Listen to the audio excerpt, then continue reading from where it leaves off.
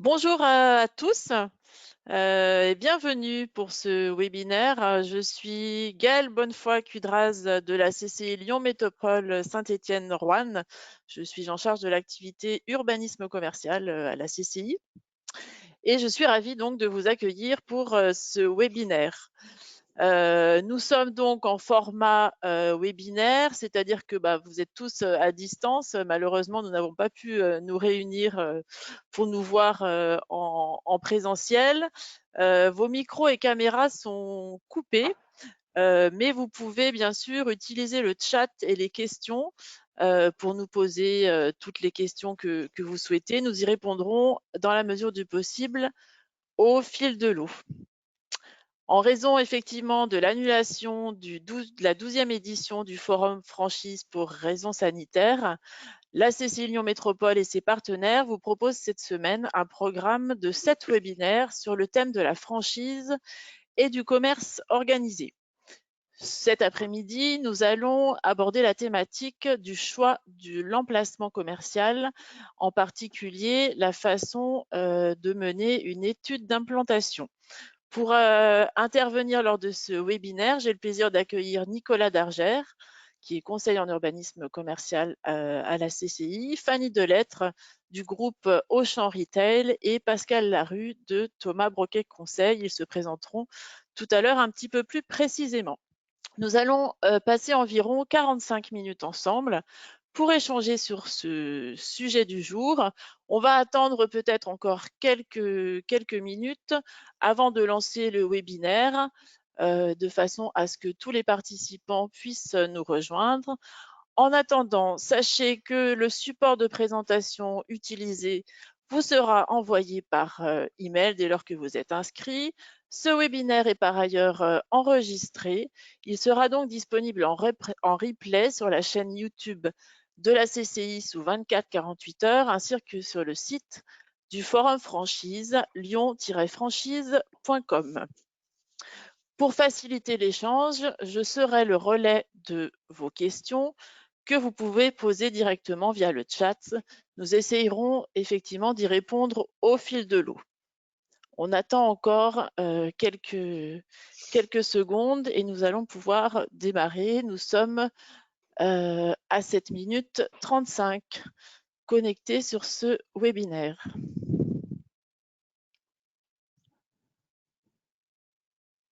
Donc nous allons juste attendre encore quelques instants avant de démarrer.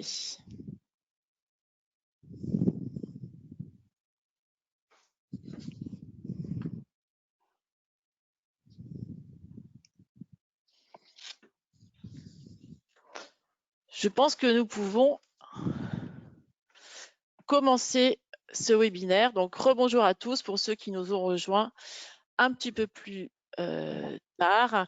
Nous allons cet après-midi aborder la thématique de l'emplacement commercial et en particulier la façon dont on peut réaliser une étude d'implantation lorsqu'on est candidat franchisé.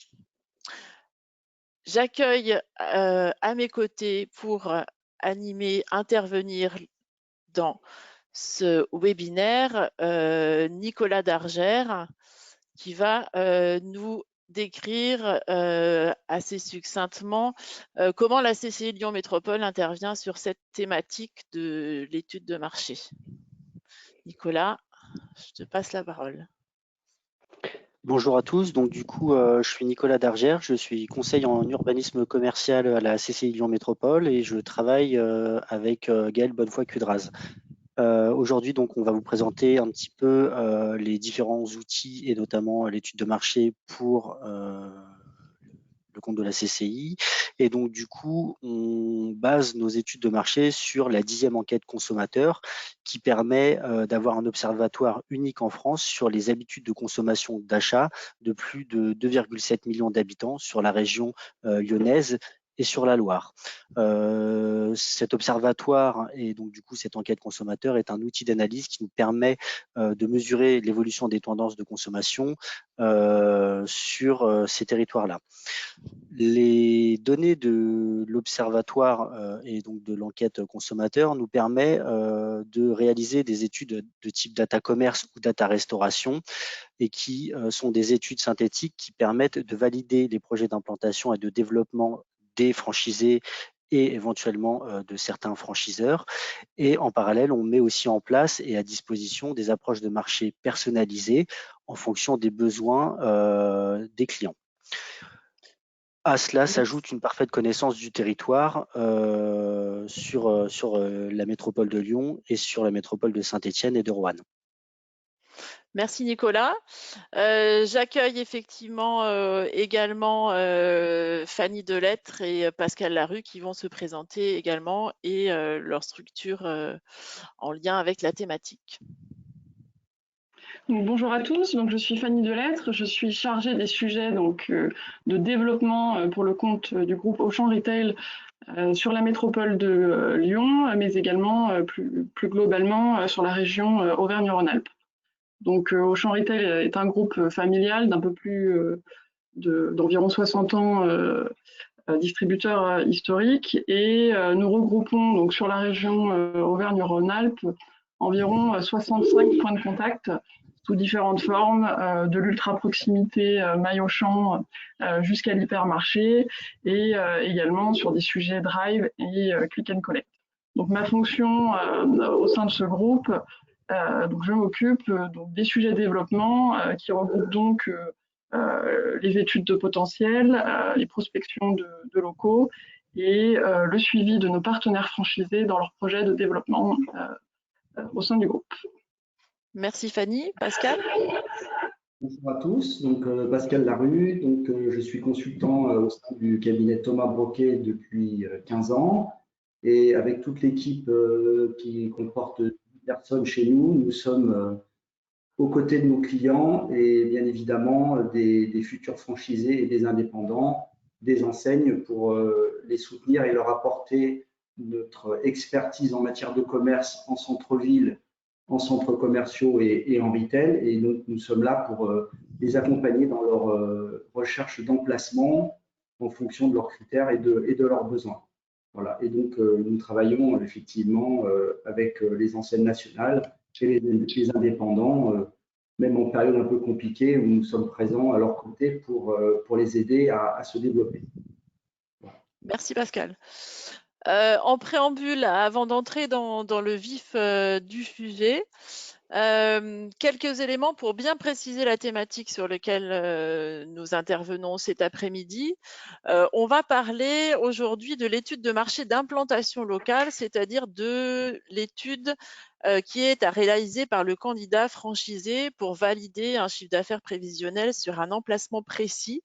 Étude de marché d'implantation à ne pas confondre en particulier avec l'état local de marché ou l'état national de marché qui sont des documents qui doivent être fournis par le franchiseur dans le document d'information précontractuelle. Donc on est bien sur l'étude de marché d'implantation à la charge entre guillemets du franchisé. On est effectivement sur une thématique très importante, hein, notamment quand on veut implanter un point de vente en B2C. On est à la croisée de différentes thématiques. Avant de réaliser une étude de marché d'implantation, on doit dans un premier temps bien connaître et bien comprendre et maîtriser le concept de franchise qu'on veut développer.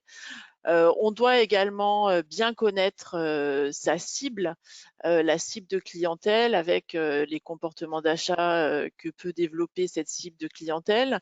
L'étude de marché d'implantation, effectivement, ça fait partie d'un corpus de données à mobiliser pour valider sa décision d'implantation. Et puis ensuite, il y a tout le process de mise en œuvre par rapport notamment au local au taux d'effort du local porté sur l'activité de l'entreprise, également sur la logistique, enfin voilà, tout ce qui est mise en œuvre du concept dans un local. Donc l'étude de marché d'implantation intervient dans ce process à un moment où il faut valider des choix d'implantation.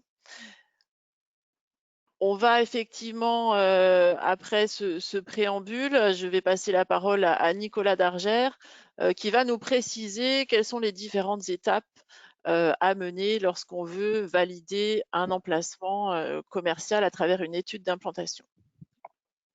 Nicolas? Donc du coup, ce type d'étude de marché, en fait, c'est un travail en 3 étapes qui consiste en premier lieu à identifier la localisation géographique ou l'emplacement au sein duquel on cherche un local commercial.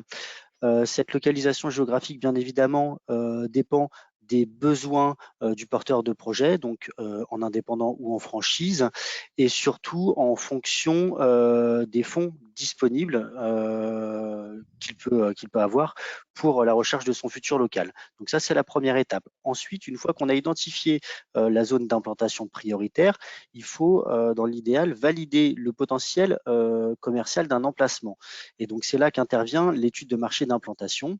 Donc, l'idée est de valider la bonne santé économique et le bon fonctionnement d'un commercial de la zone, valider la bonne intégration du futur commerce ou établissement au sein de cet appareil commercial et savoir si ce nouvel établissement ou cette nouvelle offre commerciale est pertinente en fonction du contexte économique déjà présent sur la zone.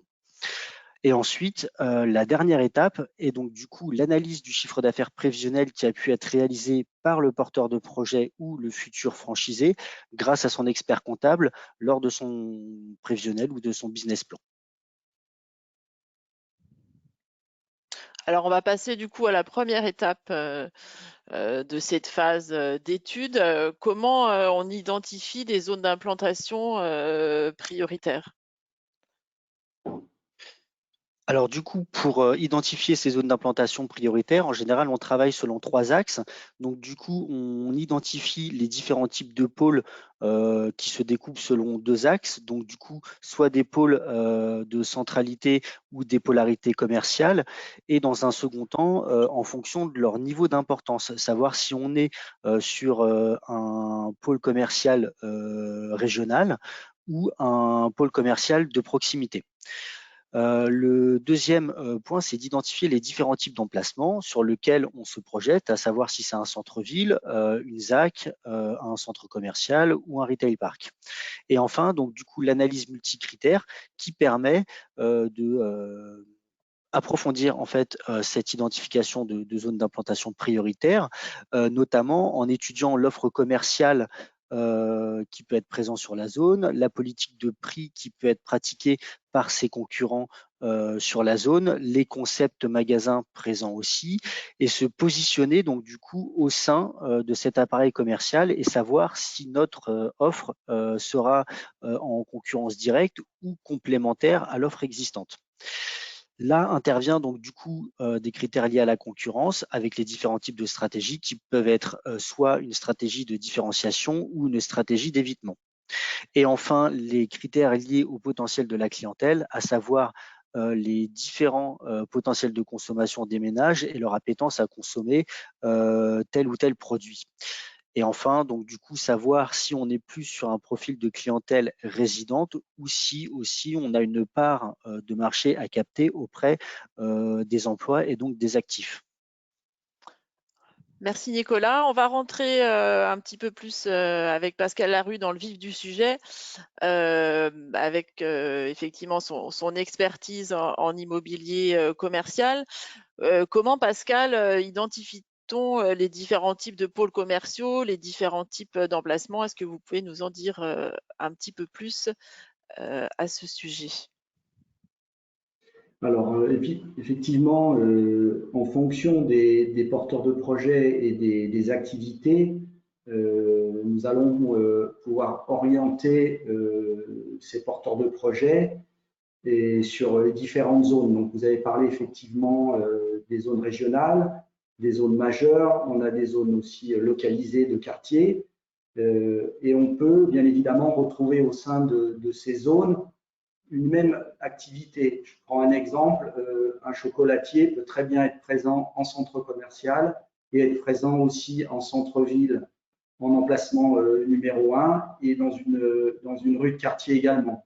Ça va dépendre du profil de l'enseigne. Effectivement, certaines enseignes feront que de la périphérie.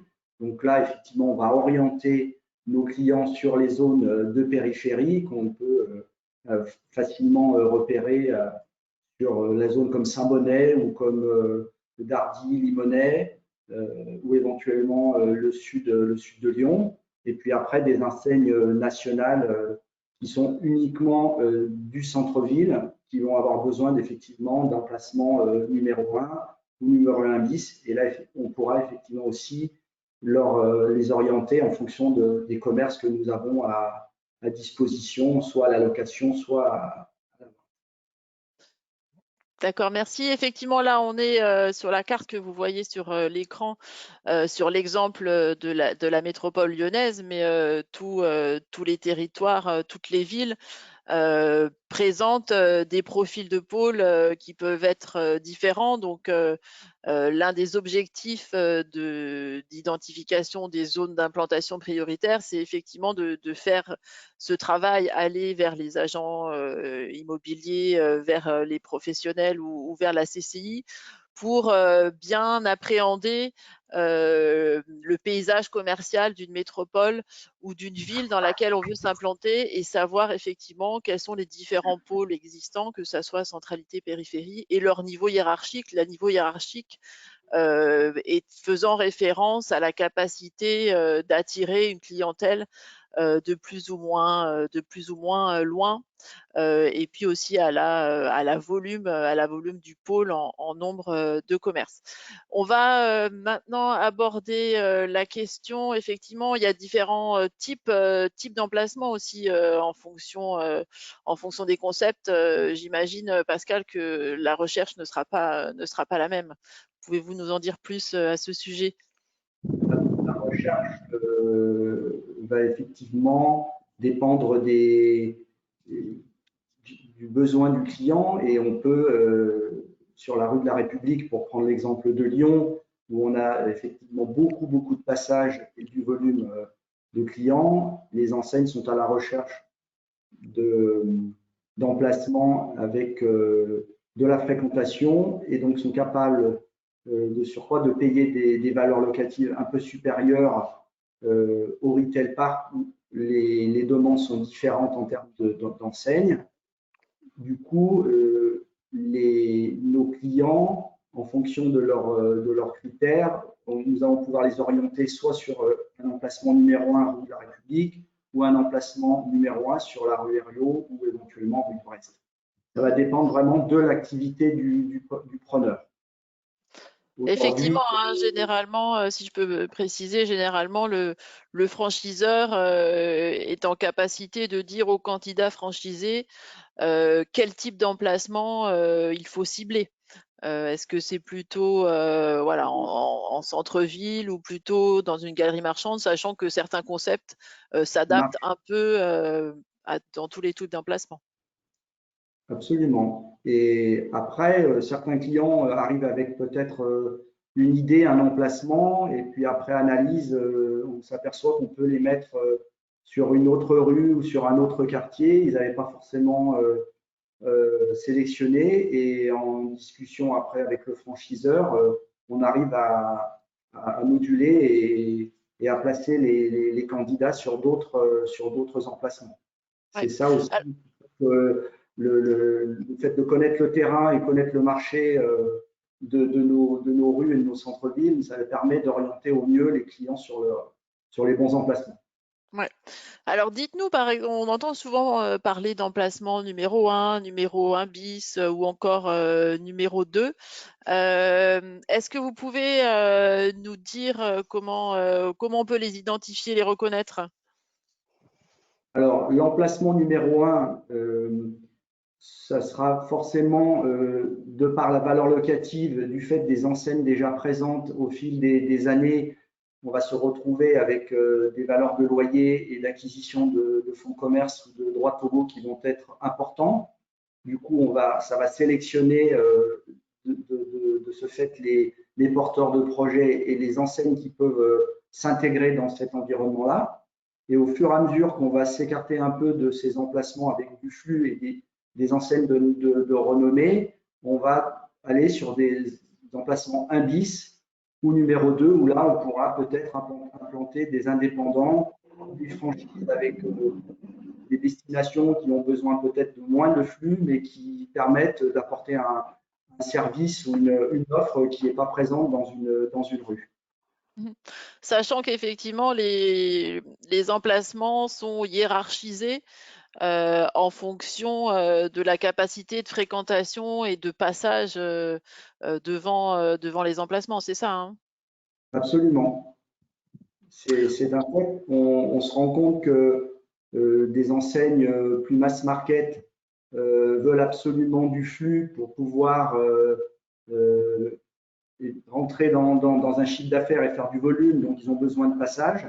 Et des enseignes de même notoriété, mais qui ont besoin de moins de flux parce qu'elles ont des paniers moyens plus importants de par leurs produits, peuvent se retrouver sur un emplacement avec un peu moins de fréquentation, de la visibilité, mais un peu moins de flux. Tout à fait. Donc c'est pas, il faut pas forcément rechercher pour tous les porteurs de projets franchisés l'emplacement numéro 1. Il faut rechercher l'emplacement qui correspond au concept en fonction de la différenciation qu'on peut faire entre un commerce de flux et un commerce de destination. J'ai une question sur la slide d'avant, quelqu'un qui nous demande, pourriez-vous définir ce qu'on entend par retail park?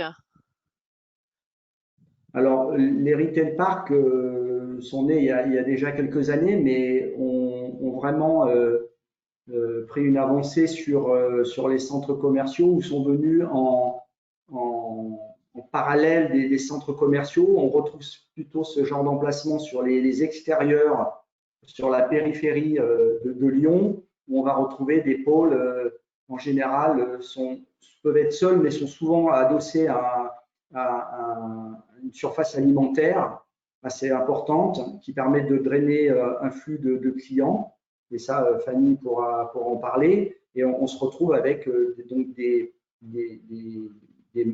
zones de magasins indépendants ou en franchise et qui viennent amener une offre en prêt-à-porter, en alimentaire bio ou service. Et du coup, ça donne une offre supplémentaire qu'on ne retrouve pas forcément en centre-ville. Souvent, ce sont des enseignes qui sont peu présentes en centre-ville. Certaines peuvent l'être, mais souvent, ce sont vraiment des emplacements qui sont spécifiques sur les retail parks. D'accord. Ce sont des sortes de centres commerciaux finalement à ciel ouvert avec plutôt des moyennes surfaces et des boutiques. Les surfaces peuvent. Alors, on peut trouver des enseignes autour de 100-150 mètres carrés, mais c'est souvent à partir de 250 jusqu'à 2000-3000 mètres carrés en fonction de l'activité, si c'est du sport, si c'est du prêt-à-porter, loisirs ou bricolage. D'accord.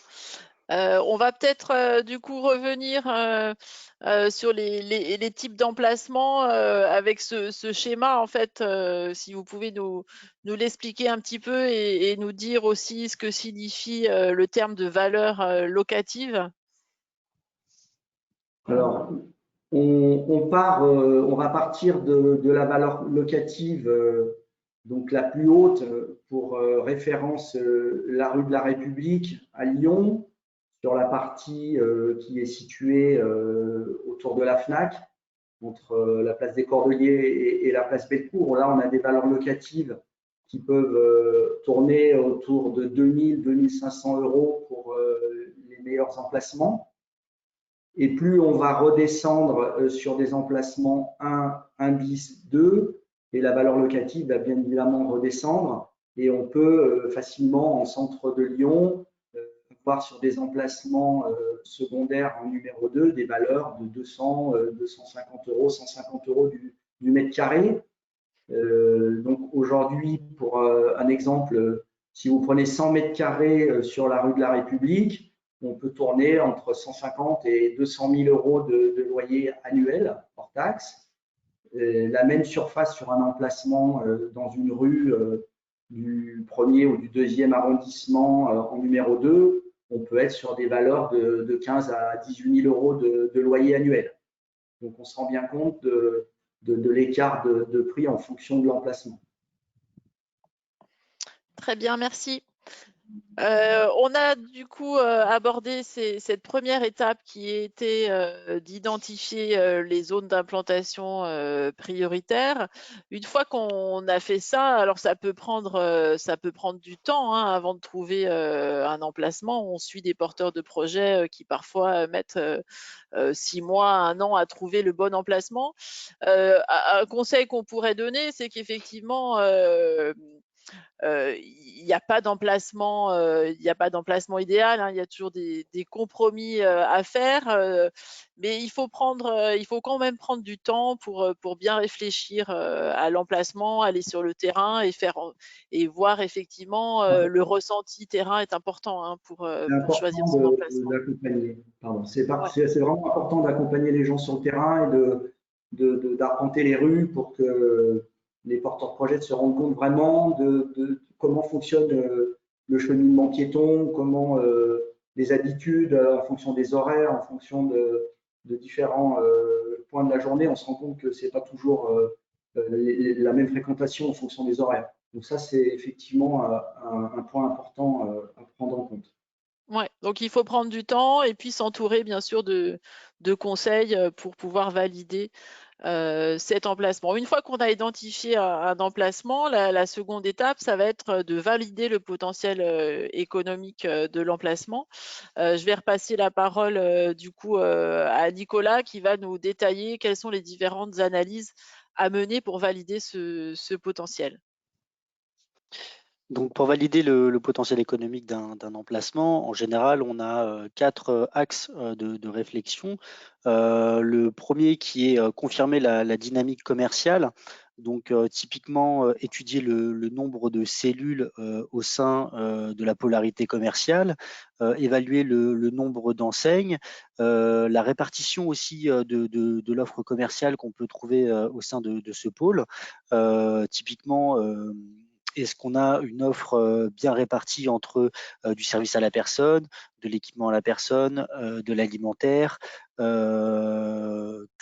le champ en fait qu'on peut retrouver dans les différentes enseignes. Et ensuite aussi étudier je dirais la vacance immobilière, puisque la vacance immobilière permet d'avoir un indicateur de la bonne santé et du dynamisme commercial d'une rue, d'un secteur, d'un quartier, d'un arrondissement ou d'une ville. Quand il y a une vacance immobilière aussi, être vigilant sur la continuité commerciale. Donc, est-ce qu'on a des locaux commerciaux qui sont entrecoupés de locaux vacants? Ensuite, en général, on regarde donc l'attractivité des commerces, c'est-à-dire le pouvoir des enseignes à attirer des clients. Et à cela, on peut aussi ajouter les générateurs de trafic.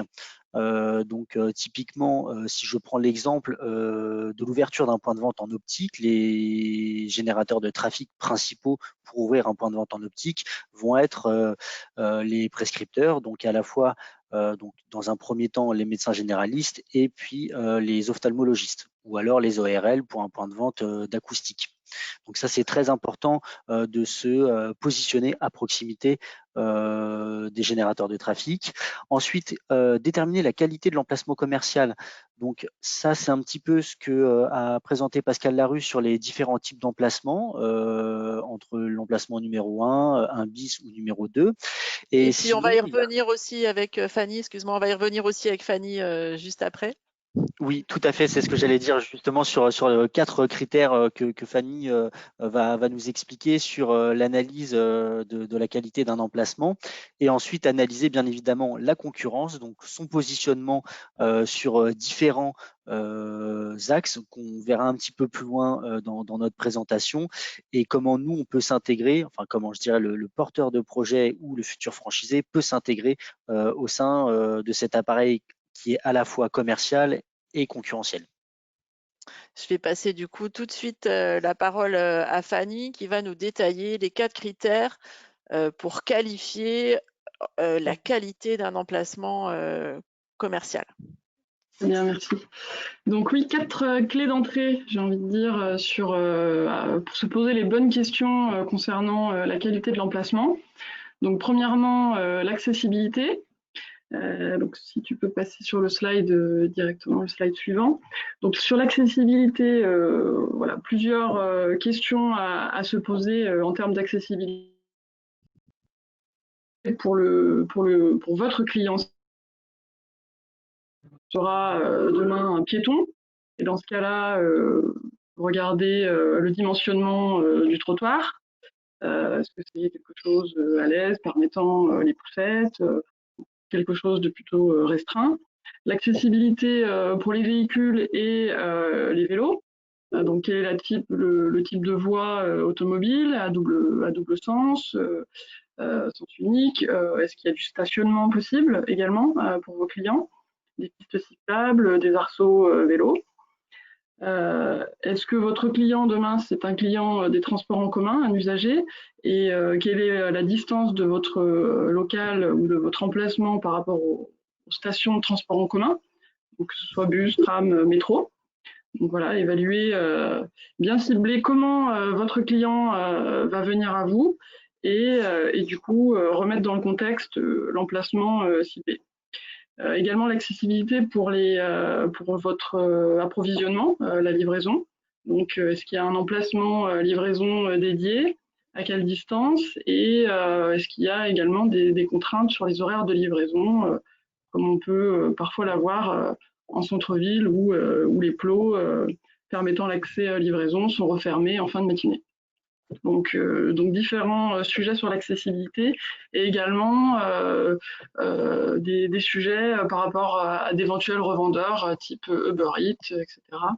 Savoir si eux ont aussi une accessibilité, possibilité de garer leur éventuel scooter proche de votre local pour pas créer de nuisances. Donc typiquement sur le slide, vous pouvez également donc vous procurer des comptages véhicules qui sont parfois donnés par les services de la métropole. Et puis petite astuce, vous avez également des acteurs, des sociétés privées qui comptabilisent les flux smartphones face aux locaux et sur différentes artères. Merci Fanny. On va passer au second critère. Oui, donc la deuxième clé d'entrée, c'est donc la visibilité de votre local. Et donc c'est bien cibler le type d'emplacement selon l'activité et donc bien cibler le local dans l'espace. Est-ce qu'il est sur un boulevard très aéré et donc beaucoup de visibilité? Est-ce qu'il est sur une départementale? Est-ce qu'il est au cœur d'une rue un peu plus étroite? Est-ce que c'est un local d'angle, etc. Donc, des bonnes questions à se poser. Le type de façade, quel est le linéaire de façade? Vous avez une grosse différence entre 5 à 6 mètres qui correspond donc à une petite façade avec simplement une entrée PMR et de quoi afficher votre enseigne et des linéaires de façade de plus de 100 mètres pour les grosses boutiques. Est-ce que c'est un local donc sur une artère en front bâti, donc qui est dans la lignée des autres implantations, ou est-ce qu'il est en retrait? Le type d'enseigne, est-ce que le bandeau est possible, rétroéclairé, etc. Donc beaucoup de questions à se poser sur la visibilité du local et de l'emplacement. Typiquement sur le slide, vous verrez en numéro 1 donc les emplacements premium qui sont dits premium, donc sur le rond-point qui donc bénéficie donc de la meilleure visibilité depuis les flux voitures. emplacement numéro 2 qui vont être plutôt le action, puisque un peu plus en retrait. Et typiquement, le numéro 3, vous avez le restaurant Le Grand Buffet en bas à gauche, exclusivement que si vous empruntez l'artère secondaire et que vous ne verrez pas depuis la départementale. Merci Fanny. Donc après l'accessibilité et la visibilité, il y a l'environnement urbain et commercial de l'emplacement. Nicolas? Oui, alors donc du coup, pour valider le potentiel économique, en plus de l'accessibilité et de la visibilité, c'est son implantation au sein de l'environnement urbain et commercial. Donc encore une fois, on va étudier la taille du pôle d'implantation et aussi son positionnement dans l'emplacement. Typiquement, au sein d'un centre commercial, lorsqu'on a une cellule commerciale en face de la ligne de caisse, on a beaucoup plus de visibilité et une accessibilité beaucoup plus facile que une cellule commerciale qui va être en retrait ou en fond de centre co, au même titre qu'une cellule commerciale en entrée. Ensuite, on va avoir le type de commerce et de services qui sont à proximité, encore une fois, pour valider cette synergie et cette bonne intégration dans l'appareil commercial existant et la présence du coup de locomotives attractives, donc typiquement des locomotives alimentaires ou des générateurs de trafic. Et on étudie aussi la plupart du temps la dynamique commerciale. Donc savoir si il y a des projets commerciaux à proximité immédiate ou éventuellement des projets commerciaux qui pourraient voir le jour et devenir des pôles concurrents par rapport à celui dans lequel on cherche un local commercial. On regarde aussi s'il y a des services complémentaires en fait à son activité, donc pour une bonne intégration au sein de l'appareil commercial. Et si besoin, on peut aussi procéder à une analyse en fait de l'environnement à proximité du local. C'est-à-dire qu'on passe un petit peu outre le fait de valider uniquement le potentiel économique d'un emplacement, mais on va regarder dans quel paysage urbain ou géographique notre emplacement commercial s'intègre. Donc à savoir si on est sur du résidentiel individuel, sur du résidentiel, sur de l'habitation en R+2 ou éventuellement à plus d'étages. Est-ce qu'on est au sein d'un pôle d'emploi? Est-ce qu'on est au sein d'un pôle lié au transport, type gare, aéroport, etc. Donc toutes ces choses-là, qu'on se concentre à la fois sur l'environnement commercial urbain en tant que tel et cet environnement urbain commercial et son intégration au sein d'un paysage et de son environnement urbain ou géographique. Fanny, des compléments par rapport à la question de l'analyse de l'environnement urbain et commercial? Donc, qu'il est important concernant l'environnement urbain de bien se renseigner sur les futurs projets urbains sur la zone ou à proximité immédiate, type ZAC, donc zone d'aménagement concerté, comme on peut citer sur Lyon-Villeurbanne avec Gratiel Centre-Ville ou avec les Girondins sur le 7e arrondissement.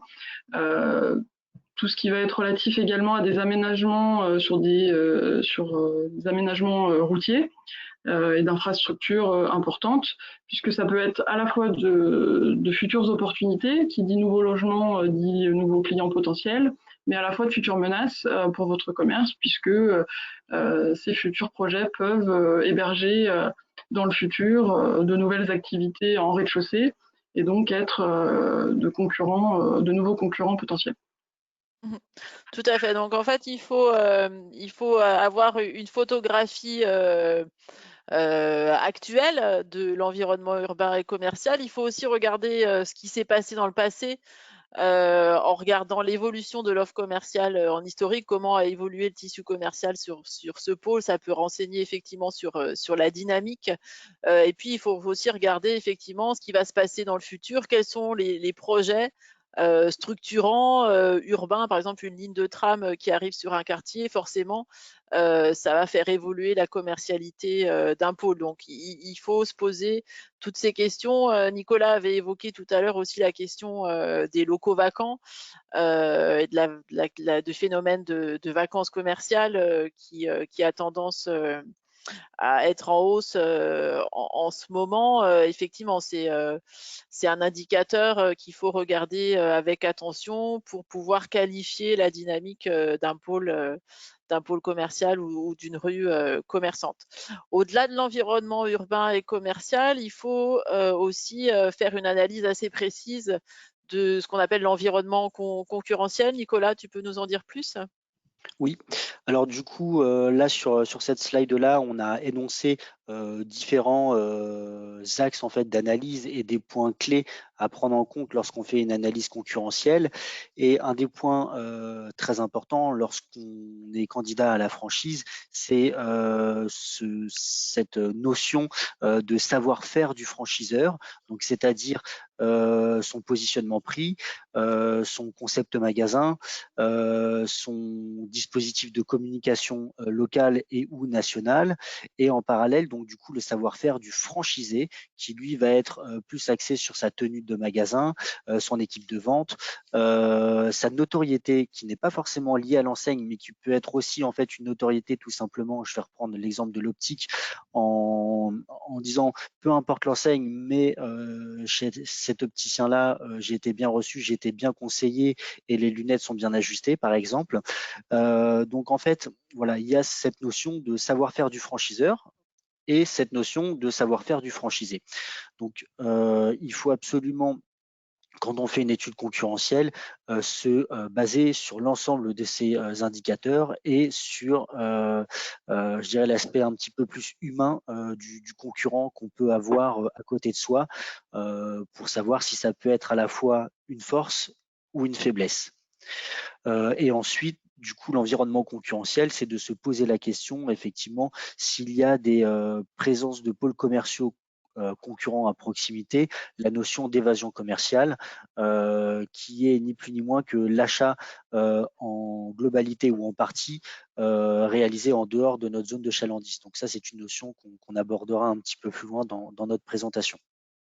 Fanny, des compléments par rapport à cette approche sur l'analyse de la concurrence en détail? Oui. Oui, j'ajouterais donc du point de vue concurrence, il est très important d'arriver à jauger l'état de la concurrence et surtout de quelle manière font-ils le métier en termes de part de marché, de positionnement prix, de largeur de gamme, etc. Et donc, par différents moyens, un relevé tarifaire, un test accueil, etc. Vous pouvez également consulter le site Infogreffe, évaluer le flux, comment ces magasins-là fonctionnent, et vous posez la bonne question de comment vous allez vous positionner par rapport à eux. Est-ce que vous allez vous différencier par le prix ou par la gamme de produits proposés? Et si vous êtes plutôt assez peu différenciant, que vous êtes sur le même segment de marché, vous posez la question si il reste bien suffisamment de chiffre d'affaires résiduel sur cette zone pour essayer d'évaluer la future potentialité de votre chiffre d'affaires. Une fois qu'on a regardé du coup ces quatre critères, il y a la question importante de ce qu'on appelle la détermination de la zone de chalandise avec deux approches. Est-ce que vous pouvez nous les détailler, Fanny et Nicolas? Alors oui, premièrement sur la zone théorique, donc il y a deux méthodes sur une zone. Donc là, tout d'abord la courbe à isodistance, donc c'est-à-dire à partir du point ciblé, de l'adresse précise de votre futur emplacement, calculé à 400 mètres, 5 km, 10 km, une certaine zone de chalandise. Et donc, c'est à vous de déterminer selon votre type d'activité, votre clientèle cible et votre emplacement, si vos clients de demain, ils vont habiter ou en tout cas travailler ou en tout cas être à l'instant T de la consommation. Si ces clients-là, vous allez aller les chercher à 500 mètres à la ronde ou à 10 km. Bien évidemment, ça dépend de l'activité. Vous prenez le leader du bricolage sur une surface de 10 000 m² dans un pôle périphérique, il va drainer jusqu'à 30, 50, 60 km à la ronde. À l'inverse, un restaurateur ultra spécialisé en pizzeria en centre-ville, si en plus de ça il ne fait pas de vente à emporter, il drainera voilà, une clientèle de quartier, de résidents. Donc ça, c'est à vous d'avoir cette analyse-là. Donc une méthode isodistance et une méthode isochrone où c'est en temps de trajet. C'est un calcul sur le temps de trajet, 5 minutes à pied, 10 minutes en voiture, etc. La seconde approche, Nicolas, du coup? Oui, donc du coup, on a l'analyse en fait sur la zone réelle. Donc pour ça, on a différents moyens de pouvoir la calculer. Donc soit on a des flux d'achat issus de l'enquête de consommateurs que réalise la CCI Lyon Métropole, ou alors on a, comme on a tous pu déjà participer à ce type d'enquête en sortie de caisse, un relevé de code postal pour connaître la provenance du client. Et dans l'idéal, je dirais, ce serait le géocodage de fichiers clients. Donc notamment pour les enseignes en franchise qui disposent d'un fichier client normé et renseigné qui permet de définir une zone de chalandise réelle en fonction du type d'implantation, donc centre-ville, centre commercial, ZAC, voire même des fois en fonction de la superficie de vente mêlée à la taille de l'agglomération et à d'autres indicateurs un petit peu plus complexes.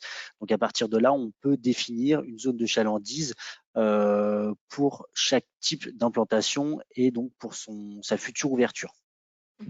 Pour préciser, la détermination de la zone de chalandise va nous permettre d'avoir une cible de clients potentiels. On dira dans cette zone de chalandise, on a 40 à 50 000 habitants, par exemple.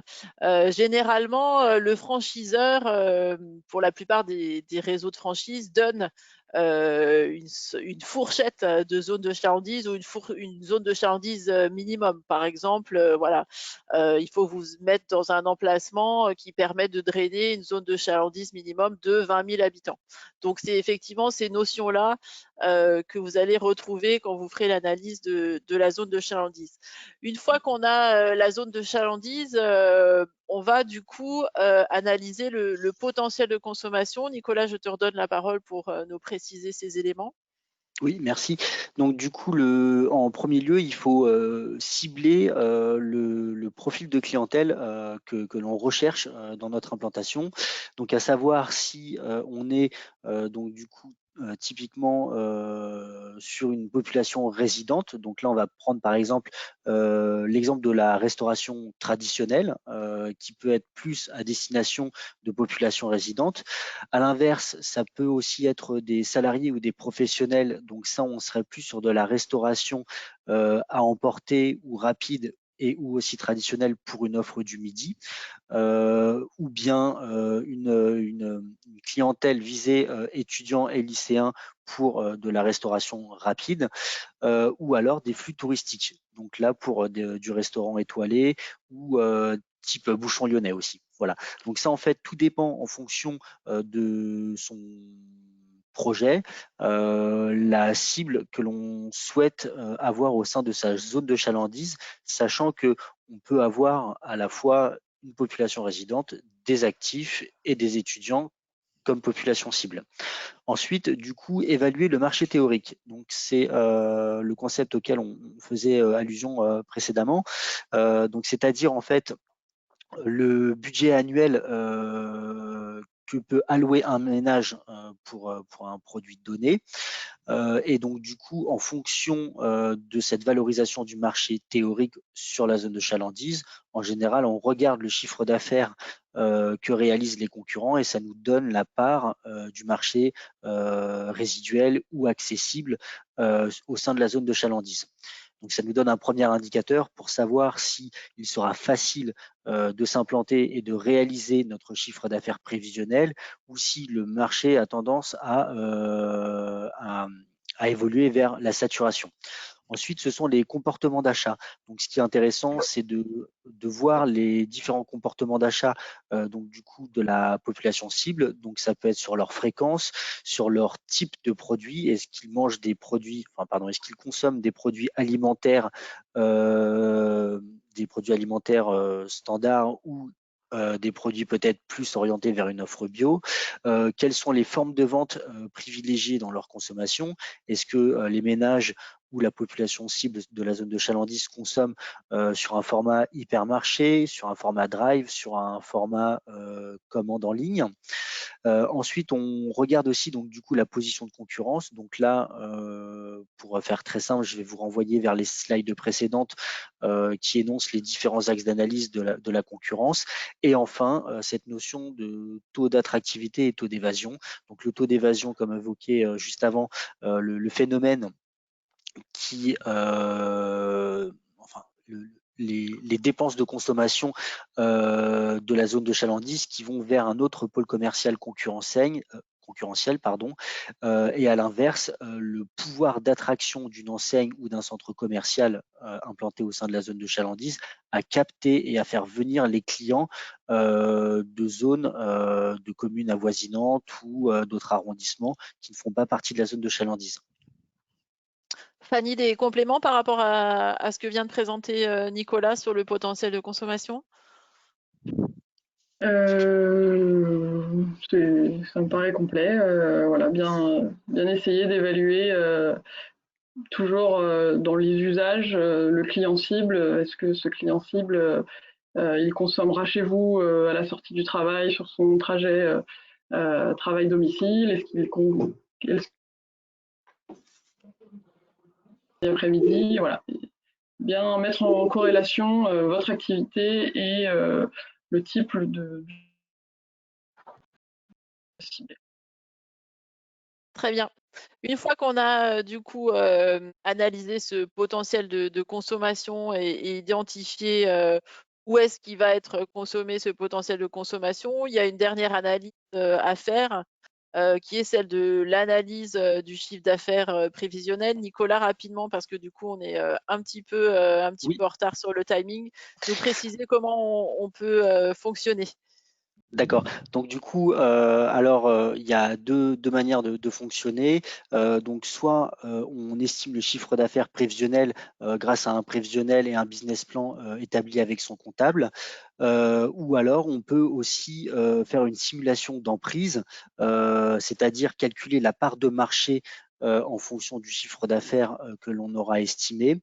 Donc nous, dans nos études à la chambre de commerce, c'est ce qu'on préconise. On fait une simulation d'emprise puisque, en fonction du chiffre d'affaires défini par le porteur de projet, on la met en liaison avec la valorisation du marché et on calcule du coup la part de marché à atteindre pour pouvoir réaliser ce chiffre d'affaires prévisionnel. Typiquement, si je prends l'exemple de l'alimentaire, si on a un taux d'emprise de l'ordre de 10% pour de l'alimentaire, on va partir du postulat que le projet peut être viable et donc du coup on aura un conseil positif pour l'ouverture du point de vente. À l'inverse, si on a un taux d'emprise à atteindre de 10% pour une enseigne en textile ou en restauration rapide hors enseigne, donc une pizzeria de quartier, là par contre on aura plutôt un conseil sur une réévaluation du chiffre d'affaires prévisionnel ou sur un marché qui n'est peut-être pas forcément accessible ou adapté par rapport au projet. Ensuite, il y a cette idée de valoriser et d'identifier aussi l'activité moyenne des concurrents. Donc, comme l'expliquait Fanny, par rapport au site des greffes, où chaque établissement est dans l'obligation de publier son chiffre d'affaires annuel, ou bien la possibilité d'effectuer des comptages chez les concurrents ou à proximité immédiate pour connaître le flux de clients sur une offre du midi ou du soir pour de la restauration ou sur un samedi pour une offre de textile, multiplié par le panier moyen pour nous donner une idée du chiffre d'affaires que peut réaliser l'enseigne ou le concurrent qu'on a ciblé. Merci Nicolas. Donc, vous voyez, on a procédé par étapes jusqu'à à confronter le chiffre d'affaires prévisionnel que vous avez identifié pour l'activité par rapport au marché à capter et donc la possibilité de se dire oui, il y a un marché potentiel suffisant pour s'implanter ou non. Et si effectivement il y a un marché potentiel suffisant, vient tout de suite derrière la question du local commercial et de son adaptabilité au concept qu'on veut développer. Je vais repasser du coup rapidement la parole à Pascal pour cette dernière notion. Alors, concernant les critères des locaux commerciaux, la plupart du temps, les franchiseurs ou les franchisés arrivent avec une charte et des surfaces déjà prédéfinies, soit en termes de surface de vente et de réserve et de linéaire de vitrine. Bien évidemment, nous n'avons pas toujours le local qui correspond parfaitement et à l'emplacement et à la surface. Donc, on essaye au mieux d'adapter et d'orienter les clients et les franchiseurs sur les emplacements qui pourraient correspondre le mieux. On essaie aussi, c'est pas forcément évident, mais on insiste auprès des franchiseurs aujourd'hui, la période étant plus compliquée, d'adapter aussi peut-être leur concept.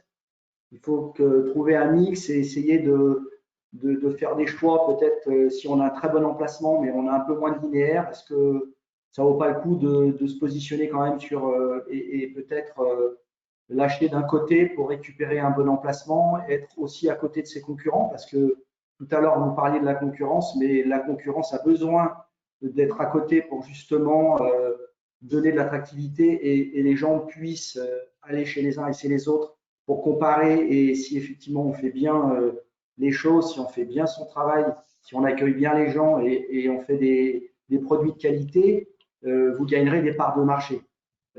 On peut se retrouver dans certaines rues, comme l'a vu les Frères Lumière, où on a tout un panel de chocolatiers et de traiteurs et tout le monde travaille très bien. Ils font tous très bien leur travail et les gens tournent de toute façon et ont envie aussi de changer et de goûter la concurrence. Donc, je pense que le plus important, c'est l'emplacement, mais le local, des fois, il faut savoir l'adapter en termes de volume et de surface. Fanny peut certainement aussi le dire. Ils ont des critères, mais des fois, savoir l'adapter, ça permet de peut-être trouver le bon emplacement. Voilà, sans rentrer 100% des critères, mais en tout cas, y être presque. Merci Pascal. Il y a effectivement différentes modalités d'installation dans un local. Vous entendez parler souvent de pas de porte, droit d'entrée, cession de droit au bail. Alors sans rentrer dans le détail parce qu'effectivement on a largement débordé, mais je vois que les gens n'ont pas trop quitté le webinaire, donc ça veut dire qu'on est toujours intéressant. Nous dire quelles sont effectivement les différentes modalités d'installation dans un local. Alors, aujourd'hui, certaines activités, certains projets nous demandent systématiquement que de la location pure. Aujourd'hui, de plus en plus, on nous demande de la location pure, c'est-à-dire aujourd'hui ne plus mettre une cession, acheter un droit au bail pour éviter d'immobiliser et de plus les banques prêtent de moins en moins sur les droits au baux. Donc, la parade, c'est de dire on paye un loyer un peu plus cher, mais certains se disent un loyer cher, c'est aussi quelque chose que je vais avoir pendant 9 ans minimum. Donc, trouver un compromis entre le loyer, et là, on parlait tout à l'heure de la valeur locative.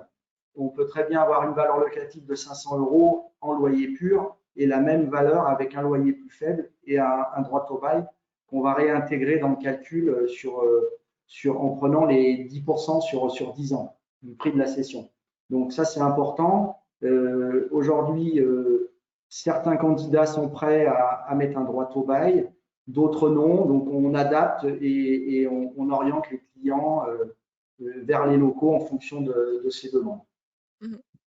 Merci, c'est très clair, Pascal.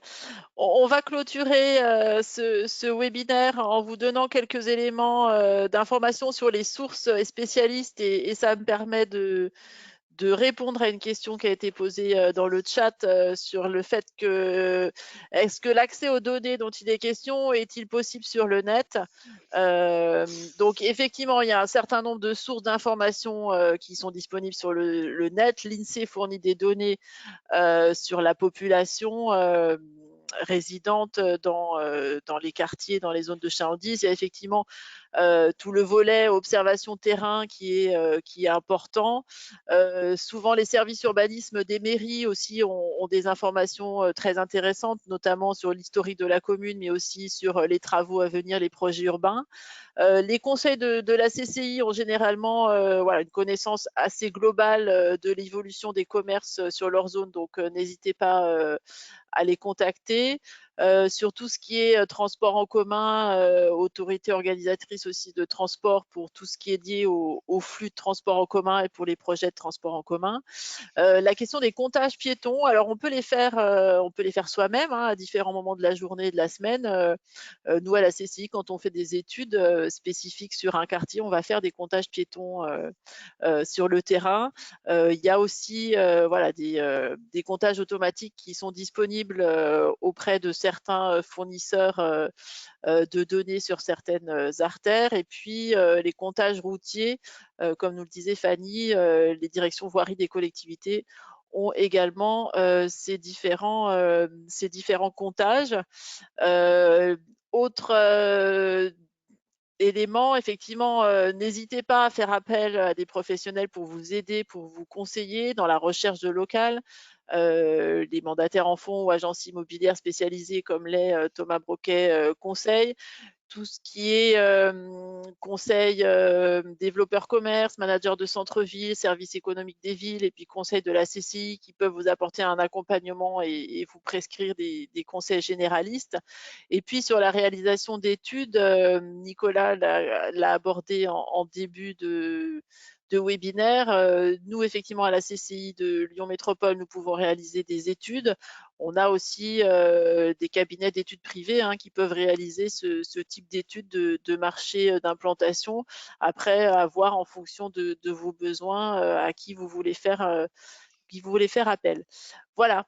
On a abordé tous les sujets qu'on voulait traiter. On s'excuse, on a un petit peu de retard, mais c'est toujours un petit peu le cas. Je vous laisse peut-être encore un petit instant si éventuellement vous avez des questions à poser, mais sinon, on y répondra dans les prochaines heures, les prochains jours. Je remercie beaucoup nos intervenants, Pascal Larue, Fanny Delettre et Nicolas Dargère, pour toutes les éclaircissements qu'ils ont pu nous apporter sur cette thématique. N'hésitez pas à les contacter hein, si vous voulez échanger davantage avec eux sur le sujet. Nous allons encore vous demander 2 petites minutes d'attention pour répondre à notre enquête de satisfaction qui va s'ouvrir automatiquement lorsque vous allez fermer les webinaires. Merci d'y répondre parce que c'est important pour nous d'avoir vos retours et vos éventuelles suggestions. Donc par avance, merci de prendre quelques instants pour y répondre. Et enfin, n'hésitez pas à suivre les autres sessions de webinaires qui se déroulent jusqu'au 6 novembre, toujours dans le cadre du prolongement du forum franchise. Vous pouvez vous inscrire à ces webinaires sur lyon-franchise.com. Voilà, je remercie à nouveau nos intervenants. Les supports seront disponibles, le replay aussi du webinaire également. Je vous souhaite une bonne fin de journée à tous, une bonne fin d'après-midi et je remercie également les présents, les participants. Merci. Merci, au revoir à tous. Merci, au revoir.